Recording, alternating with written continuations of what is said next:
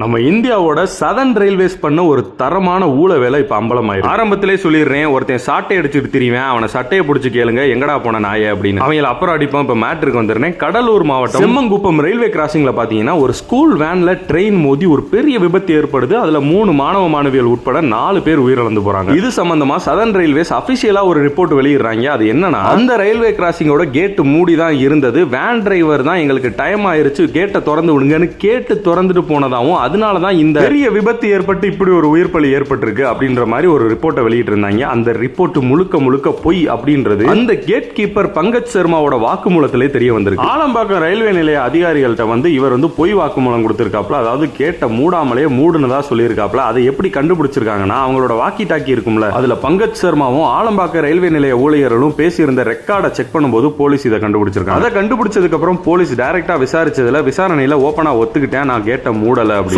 Sathan railways இதை முழுசா விசாரிக்காம இப்படி ஒரு ரிப்போர்ட்டை வெளியிட்டாங்களா, இல்ல இதை தெரிஞ்சே மழுப்பி மூடுறதுக்காண்டி இந்த மாதிரி ஒரு ரிப்போர்ட்டை வெளியிட்டாங்களான்றது அவங்களுக்கு தான் தெரியும்.